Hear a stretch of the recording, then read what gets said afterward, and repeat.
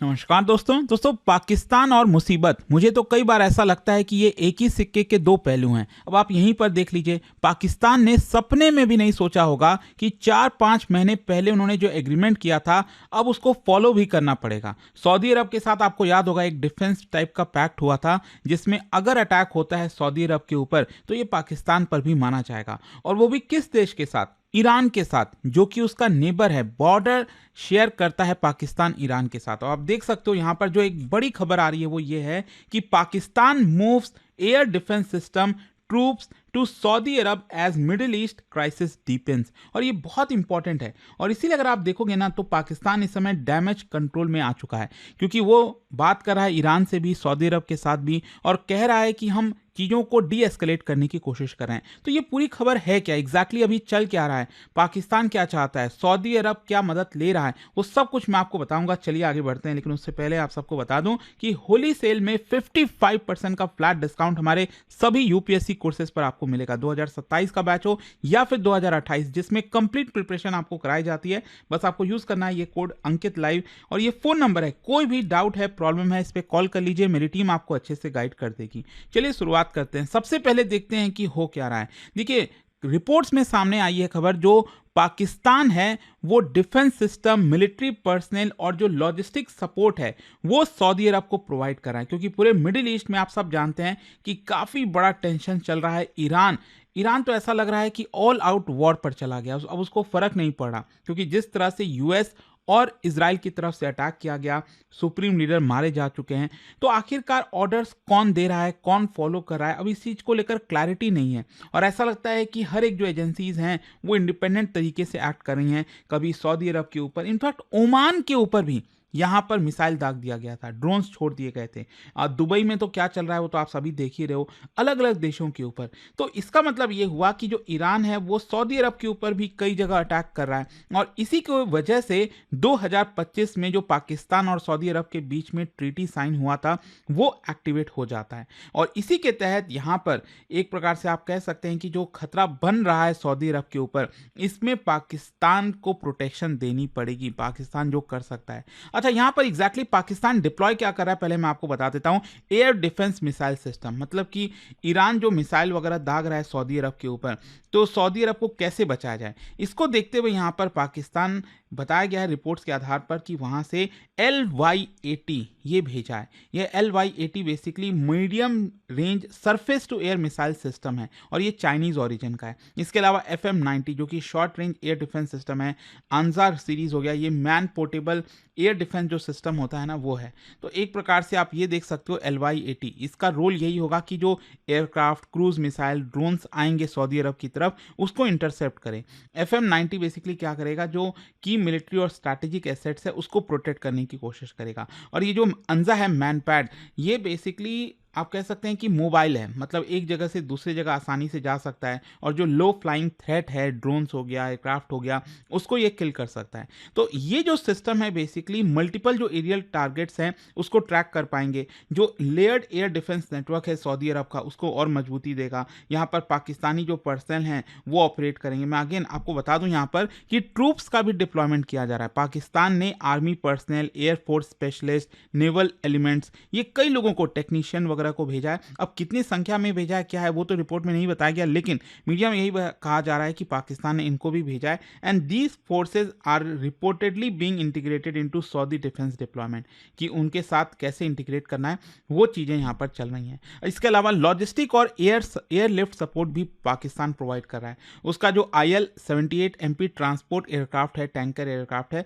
वो भी डिप्लॉय कर दिया गया है। तो यहाँ पर जो पर्सनल और इक्विपमेंट है उसको ट्रांसपोर्ट करना, एरियल जो रिफ्यूलिंग होती है, मिड एयर रिफ्यूलिंग, वो भी प्रोवाइड करना, रैपिड डिप्लॉयमेंट और सस्टेनमेंट, ये सारी चीज़ों के लिए लॉजिस्टिक्स और एयरलिफ्ट प्रोवाइड कर रहा है पाकिस्तान। अच्छा, इसका पीछे का लीगल बेसिस क्या है कि सितंबर 2025 में पाकिस्तान और सऊदी अरब ने एक ट्रीटी साइन किया था, एक एग्रीमेंट साइन किया था जिसका नाम है स्ट्रैटेजिक म्यूचुअल डिफेंस एग्रीमेंट। अब ये सबसे इंपॉर्टेंट इसका पार्ट ये था कि अगर किसी भी एक देश के ऊपर एग्रेशन होता है तो वो दूसरे देश के ऊपर भी माना जाएगा। अगर पाकिस्तान पर हमला है तो ये सऊदी अरब के ऊपर भी आप कह सकते हैं माना जाएगा। मतलब ये काफ़ी हद तक जो नेटो के चीज़ है ना, नेटो में जो चीज़ें हैं वैसा ही आपको यहाँ पर भी देखने को मिलेगा। अच्छा, इसका इमीडिएट ट्रिगर क्या, मतलब ये सारी चीज़ें पाकिस्तान को क्यों करना पड़ा है?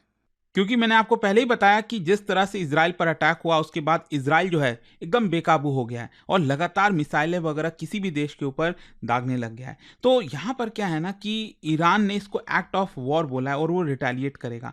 तो कहीं ना कहीं कोशिश ईरान की ये है कि ऐसे जगह पर अटैक करें ताकि वो देश अमेरिका के ऊपर प्रेशर डालें कि आप यहाँ पर और ज़्यादा अटैक मत करिए ईरान में। खैर, सऊदी अरब वल्नरेबल क्यों हो जाता है, एक चीज़ समझिएगा, it host US military presence, US military का प्रेजेंस सऊदी अरब में है, मेजर ऑयल प्रोड्यूसर है। और एक इंटरेस्टिंग चीज़, अगर आप रिपोर्ट्स वगैरह देख रहे हो तो इसमें एक और जो चीज़ खबर आई थी कि खुद जो सऊदी प्रिंस है मोहम्मद बिन सलमान, तो उन्होंने भी लॉबिंग किया था कि ईरान के ऊपर स्ट्राइक किया जाए।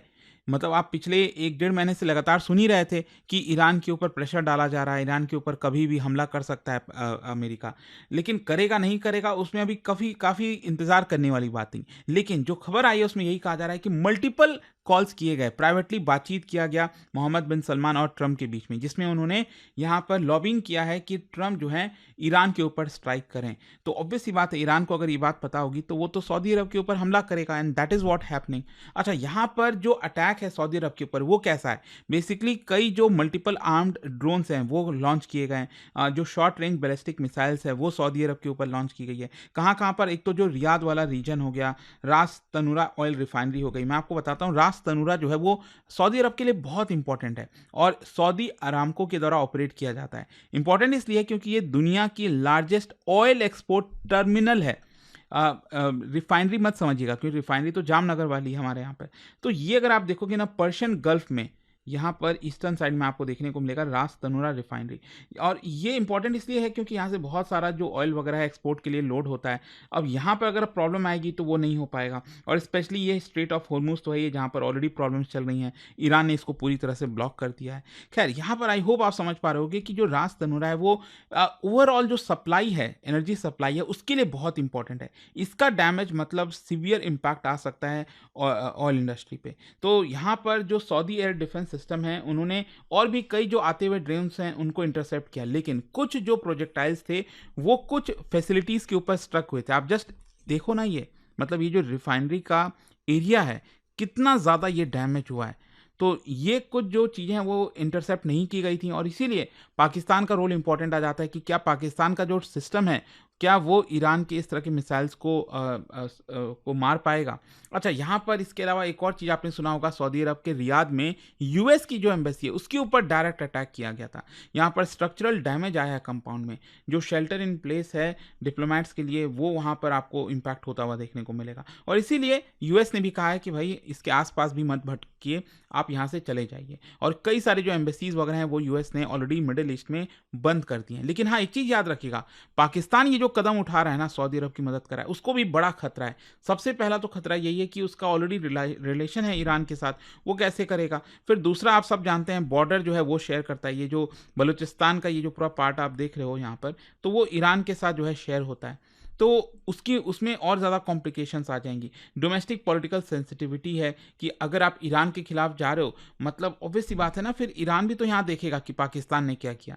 तो ये बहुत ही इंपॉर्टेंट जंक्चर पर खड़ा हुआ है, और इसीलिए अगर आप देखोगे ना तो पाकिस्तान डैमेज कंट्रोल करने की कोशिश कर रहा है। मतलब ये जो खबर आई ना कि यहाँ पर पाकिस्तान सऊदी अरब को काफ़ी सारी चीज़ें प्रोवाइड कर रहा है डिफेंस सिस्टम, इसको देखते हुए यहाँ पर इनके जो फॉरेन मिनिस्टर हैं इशक दार, उन्होंने कहा कि हम सऊदी अरब से भी फ़ोन पर बातचीत कर रहे हैं, ईरान से भी बातचीत कर रहे हैं, और हमने यहाँ पर कोशिश की है कि डी एस्केलेशन हो। अब कितना डी एस्केलेशन होता है नहीं होता है, बट आई होप कि जो ओवरऑल कॉम्प्लिकेशंस में फंस गया है पाकिस्तान, उसकी गहराई आप समझोगे वो एग्जैक्टली क्या है। और जाने से पहले एक बहुत ही interesting question, Gulf cooperation council, इसमें से कौन कौन से देश आते हैं इस जीसीसी के अंदर, ये आपको बताना है। और इसका जो राइट आंसर है आप सब जानते हैं, मेरे इंस्टाग्राम पर तो मिलेगा ही, वहाँ पर अगर आप नहीं हो कोई बात नहीं, टेलीग्राम से ले सकते हैं इसका सही उत्तर। और दोस्तों, जैसा जैसा मैंने आपको बताया। अगर आप यूपीएससी की तैयारी कर रहे हैं 2027-28 किसी भी साल की प्रिपरेशन करना चाहते हैं, लिंक कमेंट सेक्शन में है ही, और यूज़ करना है आपको ये कोड अंकित लाइव मैक्सिमम डिस्काउंट के लिए, और ये 55% का होली डिस्काउंट आपको मिल जाएगा 6 मार्च तक।